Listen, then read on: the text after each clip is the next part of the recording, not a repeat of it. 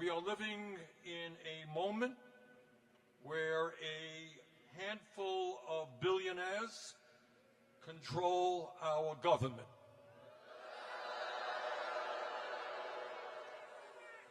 You know, for many years I have been talking about oligarchy in America, and people say, well, you know, Bernie is just giving a speech. But anybody, I have to thank, Trump for educating the American people about what oligarchy is.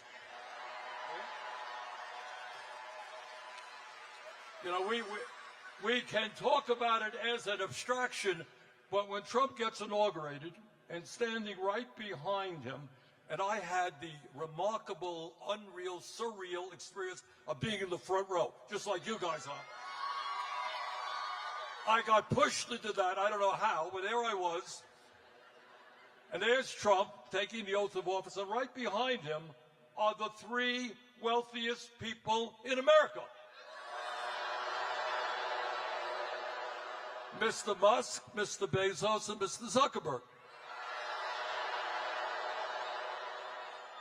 And if that is not enough to make you understand that we're living in an oligarchy, right behind them were 13 other billionaires that Trump had nominated to head up major federal agencies.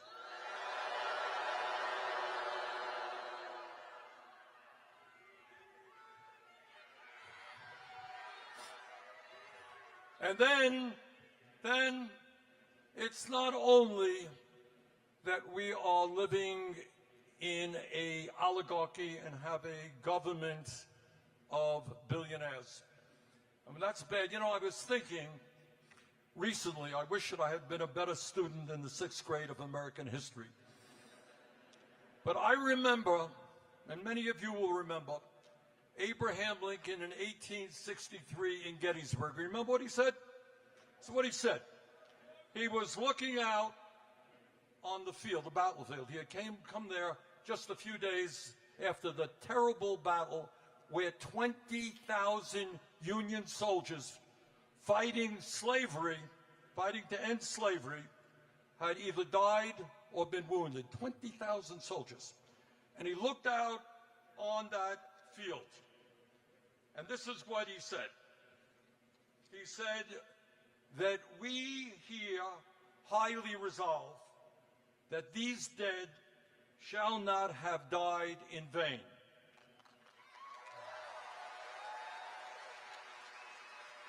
That this nation, under God, shall have a new birth of freedom. And then remember what he said? And that government of the people shall not perish from the earth.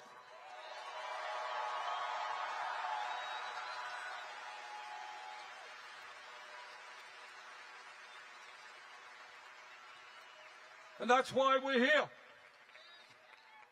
We do not want a government of the billionaire class, by the billionaire class, for the billionaire class. We want a government that represents all of us, not just the 1%.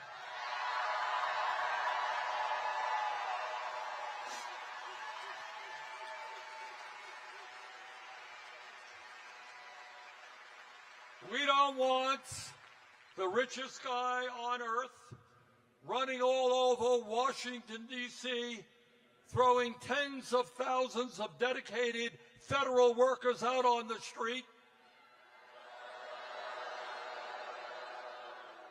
slashing the Social Security Administration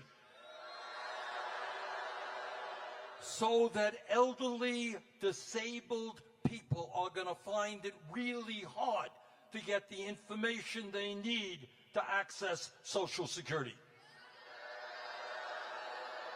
We don't want Mr. Musk and his friends proposing to lay off 83,000 employees at the Veterans Administration. We believe that the men and women who have put their lives on the line to defend this country deserve the highest quality health care.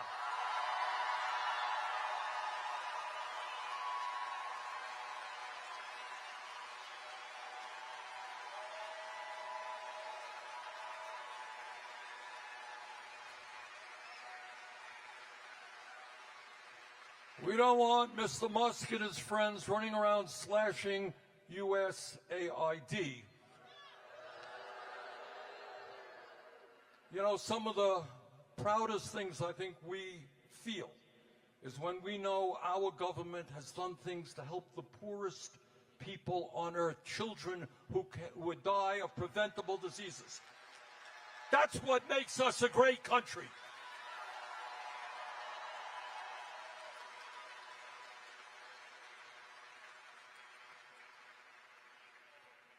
And what makes all of this stuff even worse is that all of these cuts to Social Security, to the VA, to USAID, et cetera, they are designed to do one thing, and that is to give massive tax breaks to the top 1%.